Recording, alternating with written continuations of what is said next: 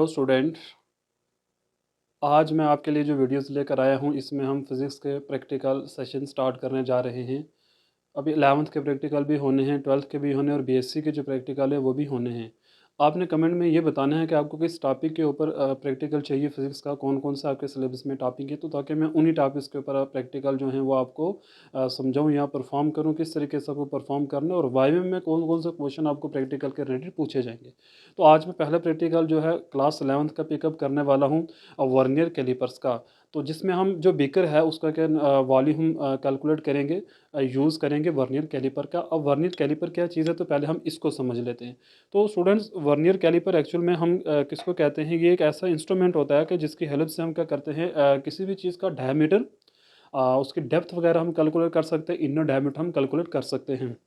जैसे कि अगर मैं बात करूँ तो ये मेरे पास एक वर्नियर कैलिपर है। अब इस वर्नियर कैलिपर में क्या-क्या होता है, हम अगर इसको ध्यान से देखें तो स्टूडेंट्स, इसमें इन जाज़ को हम कहते हैं लवर जाज़। ये जो जाज़ हैं, इस जाज़ को हम क्या करते हैं, किसी भी मटेरियल का हम एक्सटर्नल डायमीटर कैलकुलेट कर सकते हैं। ये होते हैं अपर जाज़। अपर जाज़ का यूज़ करके हम क्या कर सकते हैं, किसी भी मटेरियल का हम क्या करते हैं, इनर डायमीटर कैलकुलेट कर सकते हैं। And number third thing is, इसमें एक नाइफ़ होता है आपके पास वर्नियर कैलिपर में, इसको हम कहते हैं नाइफ़। इस नाइफ़ का यूज़ करके हम किसी मटेरियल की डेप्थ कैलकुलेट कर सकते हैं। ये तो आगे इसके कंपोनेंट में नंबर फोर्थ इज़ व्हील। इसको हम व्हील कहते हैं, तो इसको हम क्या कर सकते हैं, इसको रोटेट कर सकते हैं जाज़ को। इस तरीके से आप इनको रोटेट करवा सकते हो, मतलब मूव कर सकते हो इसको, हम सिंपल लैंग्वेज में अगर कहें तो हम इस व्हील की हेल्प से क्या करते हैं, इस जाज़ को हम मूव करते हैं। ये तो हो गया इसका कंपोनेंट में। अब इसका यूज़ हम कैसे करते हैं, तो स्टूडेंट्स आपने एक चीज़ बड़े ध्यान से समझनी है। इस वर्नियर कैलिपर में यहाँ पर स्केल बना हुआ है। इसमें 2 स्केल होते हैं, एक होता है लीनियर स्केल जिसको हम मेन स्केल भी कहते हैं, एक होता है इसमें वर्नियर स्केल होता है। अब किस तरीके से आपको रीडिंग लेनी है वो भी आपने ध्यान से समझना है, तो मैं आपको इस चीज़ को बोर्ड के ऊपर समझाने की कोशिश करूँगा कि हम किस तरीके से वर्नियर कैलिपर की रीडिंग को समझते हैं। इस तरीके से क्या होता है, हमारे पास एक मेन स्केल होता है जिस पर ऐसे और ये स्केल स्टूडेंट सेंटीमीटर में, आप कह सकते हो कि ये सेंटीमीटर में हमारे पास स्केल होगा। इसमें हर एक लाइन जो है वो क्या बताएगी, 1 मिलीमीटर बताएगी। इस तरीके से इस पर लाइन्स लगी होंगी, ठीक है, 1 2 3 4 देन 5, ठीक है, इस तरीके से होंगी हमारे पास। फिर 1 2 3 4 देन 5 होगी हमारे पास। तो यहाँ से यहाँ तक 1 सेंटीमीटर हो जाएगा। अब इसमें होता क्या है, जो वर्नियर स्केल हमारे पास होता है उसमें टोटल हम 9 डिवीजन ही लेते हैं। अब वो इसमें होते ही 9 डिवीजन है वर्नियर स्केल में। और वर्नियर स्केल क्या होता है, ये मूव कर सकते हैं हम इसको विद द हेल्प ऑफ ये जो हमारे पास व्हील है। अब स्टूडेंट्स, अगर आप ध्यान से देखो तो ये वाला जो स्केल रोटेट हो रहा है, ये वाला जो स्केल है रोटेट हो रहा है, इस स्केल को हम कहते हैं वर्नियर स्केल। मैं अगर आपको जूम करके बताऊं, तो जूम करके बताऊं इस तरीके से, तो ये हमारे पास क्या है, वर्नियर स्केल। अगर आप देखो ध्यान से तो यहाँ पर एक स्केल बना हुआ आपको नजर आएगा, इस स्केल को हम कहते हैं वर्नियर स्केल कहते हैं। इसमें टोटल 9 डिवीजन होती है, अपर साइड भी होगा और लोअर साइड भी यहाँ बन रखा है। अगर आप ध्यान से देखो तो मैं आपको और जूम करके बता रहा हूँ, तो ये हमारे पास क्या है, वर्नियर स्केल है। अब इसकी रीडिंग हम कैसे लेते हैं इसको भी समझना है। तो कोई भी स्टूडेंट इंस्ट्रूमेंट हो तो उसमें एरर होता है, तो वो एरर हम कैसे कैलकुलेट करेंगे, उस एरर को भी हम समझेंगे। मैं आपको कोशिश करूंगा कि ये पूरा प्रैक्टिकल आपको मैं बोर्ड के ऊपर समझाऊं। और हम इस बीकर का वॉल्यूम भी कैलकुलेट करने वाले हैं। अब यहाँ पर हमारे पास क्या होता है, वर्नियर स्केल होता है। स्टूडेंट्स, बड़े ध्यान से समझना है। अगर आपको एरर देखना है, इसमें एरर है या नहीं, तो जब इसको पूरा हम क्लोज कर देंगे तो जो वर्नियर स्केल की पहली डिवीजन है वो अगर मेन स्केल के 0 पर कोइंसाइड कर जाए, इस तरीके से ये एक ही लाइन में आ जाए, अगर दोनों, मतलब मेन स्केल और वर्नियर स्केल की जो फर्स्ट लाइन यहाँ से जब से स्टार्ट हो रही है, अगर ये दोनों ही कोइंसाइड कर जाएं 0 के साथ, तो हम कहेंगे इस इंस्ट्रूमेंट में कोई भी एरर नहीं होने वाला है। तो कई बार क्या होता है, एरर होते भी हैं। अब कुछ पॉजिटिव एरर होते हैं, कुछ नेगेटिव एरर होते हैं। अब पॉजिटिव और नेगेटिव का मतलब क्या हो गया, अगर स्टूडेंट्स ये वाला पॉइंट जो है इस साइड शिफ्ट हो जाता, इस साइड शिफ्ट होता इस जीरो के, या इस साइड शिफ्ट हो जाता, तो उस केस में हमारे पास 2 टाइप्स के एरर हो जाते हैं। एक को हम पॉजिटिव एरर कह देते हैं, एक को हम नेगेटिव एरर कह देते हैं। तो जो लास्ट का रिजल्ट हमारा होगा, उस जो एरर हमारे पास आएगा उतना ही एरर को हम ऐड कर देंगे, या अगर नेगेटिव एरर है तो उतनी ही वैल्यू को हम क्या करते हैं, सब्ट्रैक्ट कर देते हैं। अब पॉजिटिव एरर कब होगा, नेगेटिव एरर कब होगा, तो अपने याद रखना है, ये वाला जो एरर हमारे पास होगा, इस साइड वाला, इस साइड का जो एरर आया इसको नेगेटिव एरर कहेंगे हम, इस साइड के एरर को क्या कहेंगे, हम पॉजिटिव एरर कहेंगे। ठीक है, पॉजिटिव एरर को ऐड किया जाएगा और नेगेटिव एरर को हम माइनस कर देंगे।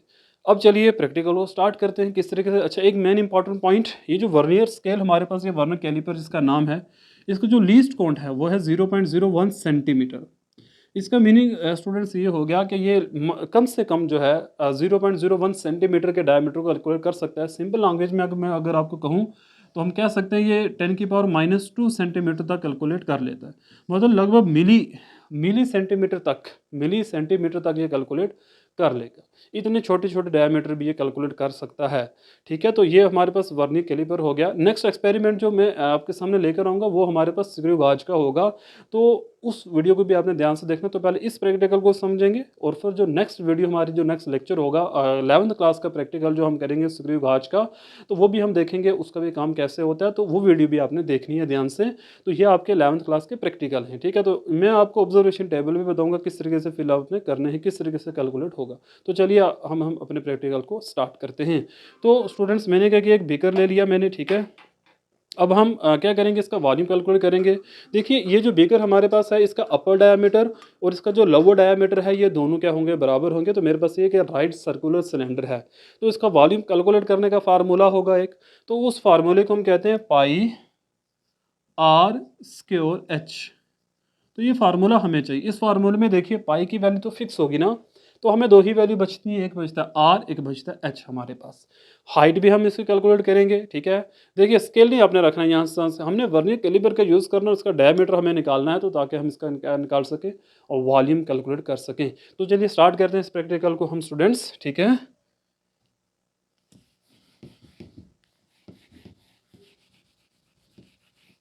तो प्रैक्टिकल में ऑब्जर्वेशन टेबल कैसे हम फिलअप करेंगे उसको बड़े ध्यान से आपने समझना। तो पहले मैं क्या करूँगा, इसका रेडियस कैलकुलेट करेंगे हम। ठीक है, रेडियस कैलकुलेट करने के बाद स्टूडेंट्स फिर हम क्या करेंगे, तो मैं यहाँ पे एक ऑब्जर्वेशन टेबल बना रहा हूँ। जैसे मैंने एक सीरियल नंबर लिख दिया, यहाँ पे मैं एक एक ऑब्जर्वेशन आपको समझाऊंगा। नंबर 1 ऑब्जर्वेशन यहाँ आएगा LSR, मतलब जो लीनियर स्केल डिवीजन हमारे पास होगा। फिर हम क्या करते हैं, नंबर ऑफ कोइंसाइडिंग निकालेंगे, मतलब कौन सा बेस्ट कोइंसाइड है, मतलब इन 9 डिवीजन में से कौन सा फिट बैठ रहा है इसके अंदर। आफ्टर देखिए पहले तो जीरो वाला जीरो मैच कर गया ना, लेकिन जब हम मेजरमेंट करेंगे तो फिर कोई एक ही मैच करेगी। वो जीरो फर्स्ट लाइन भी हो सकती है, नंबर 1 डिवीजन, नंबर 2 भी हो सकती है, इस तरीके से कोई भी डिवीजन हमारे पास हो सकती है। उसके बाद क्या आएगा हमारे पास, फिर ये आ गया। फिर हम डायमीटर कैलकुलेट करेंगे, उसका फार्मूला क्या होगा, LSR plus best coinciding into least count हो जाएगा हमारे पास। और एरर होगा तो फिर हम एरर की वैल्यू भी कैलकुलेट करेंगे।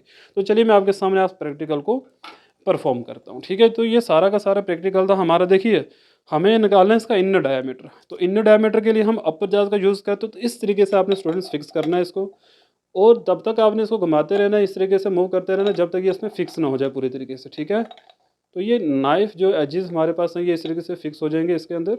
ठीक है, तो देखिए मैं और इसको घुमा रहा हूँ बट ये आगे मूव नहीं कर रहा अब। ठीक है ना, तो ये जो है इसका डायमीटर हम इसके हेल्प से निकाल लेंगे। ठीक है, देखिए इस तरीके से इसमें ये फिक्स हो चुका है। तो अब इसकी हम रीडिंग लेंगे। ठीक है, तो रीडिंग कैसे आपने लेनी है तो वो मैंने आपको समझाया रीडिंग के लिए। ठीक है, तो अब देखें स्टूडेंट, अगर हम इसको ध्यान से देखें तो ये जो इसकी फर्स्ट लाइन है हमारे पास, अब देखिए वर्नियर स्केल यहाँ तक मूव करके चला जा चुका है। तो मैं आपको थोड़ा करीब करके बता देता हूँ। तो वर्नियर स्केल स्टूडेंट्स यहाँ तक मूव करके जा चुका है। अब इसकी फर्स्ट डिवीज़न जो है वो हम देखेंगे कि ऊपर वाला जो स्केल सेंटीमीटर वाला है वहाँ 1.1 पर है, 1 पर है, 2 पर है, 3 पर है, ये कहाँ पर है। तो स्टूडेंट्स ये जो है शो कर रहा है 6.1 सेंटीमीटर के ऊपर, मतलब ये बता रहे हैं 6.1 सेंटीमीटर। तो मतलब जो हमारा लीनियर स्केल रीडिंग आ गई हमारे पास, तो वो क्या आ गई 6.1 सेंटीमीटर आ गया। ठीक है, अब हम देखेंगे बेस्ट कोइंसाइडिंग कौन से, मे बी ये भी हो सकता था बेस्ट कोइंसाइडिंग, लेकिन स्टूडेंट ये बेस्ट कोइंसाइडिंग नहीं है। तो हम रीडिंग लेंगे फर्स्ट सेकंड थर्ड, तो हम रीड करेंगे। तो रीड करने के बाद हम देखेंगे कि ऊपर वाले स्केल जो मेन स्केल है उसके साथ नीचे वाले वर्नियर स्केल की कौन सी डिवीजन बिल्कुल एक वर्टिकल लाइन में आ चुकी हैं। तो स्टूडेंट्स अगर हम इसको ध्यान से फोकस करें तो देखिए ये तो आपको ढूंढना पड़ेगा कोई डिवीजन स्टूडेंट्स एक ऐसी पक्का हमें मिलेगी जो बेस्ट कोइंसाइडिंग होगी। ठीक है, तो ये 5th नंबर है बच्चे। तो 5th जो हमारे पास डिवीजन है this is best coinciding division. Okay, तो डायमीटर किसके बराबर आ जाएगा, फिर LSR के आ गया 6.1 आ गया, प्लस एन हमारे पास क्या आ गया 5 आ गया, दिस 0.01 आ जाएगा। इसको हम सॉल्व कर लेंगे। 6.1 प्लस तो ये आ जाएगा 0.05, तो उसको सॉल्व करें 6.15 centimetre, this is the diameter. तो ये हमारे पास क्या आ गया, डायमीटर आ गया इसका बीकर का। अब इसको हम रेडियस ले लेते हैं इसका, अब रेडियस निकाल लेते हैं यहाँ पे। तो रेडियस क्या आ जाएगा, हमें पता है डी का हाफ होता है रेडियस। ठीक है, तो स्टूडेंट इसको 2 से डिवाइड कर देंगे। 6.15 को जब 2 से डिवाइड करेंगे तो ये आ जाएगा 3। तो यहाँ पे हमें पॉइंट है, पॉइंट के बाद 1 है, तो 1 के लिए हमें एक डिजिट लाना पड़ेगा 0।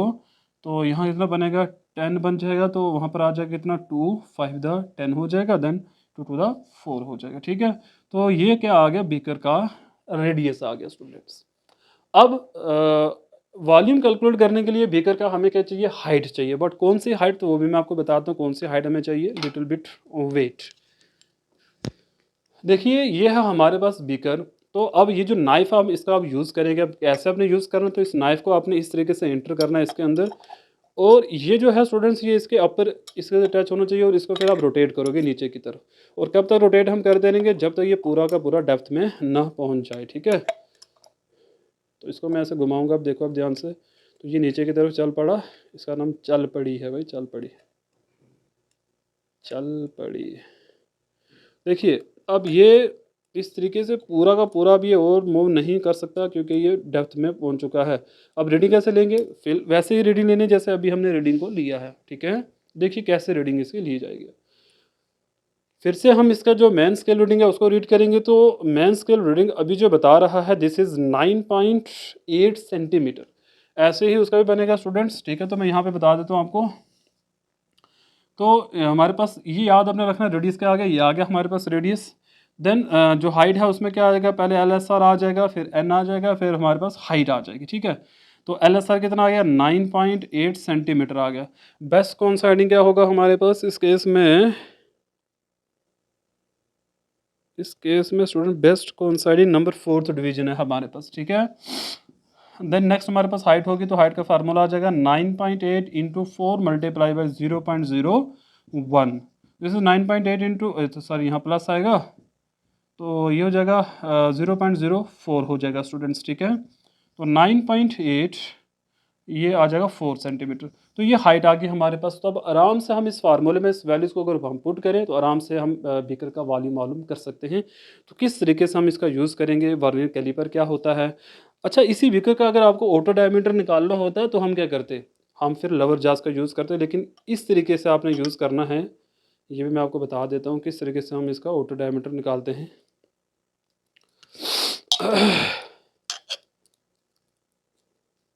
इस तरीके से फिर आपने इसको प्लेस करना है, देन इसको फिर आप मूव करोगे इस तरीके से, तो इस तरीके से ये आ गए यहाँ पे। ठीक है, तो इस तरीके से आपने इसको मूव करना है, तो ये बिल्कुल फिक्स हो गया यहाँ पे जाके।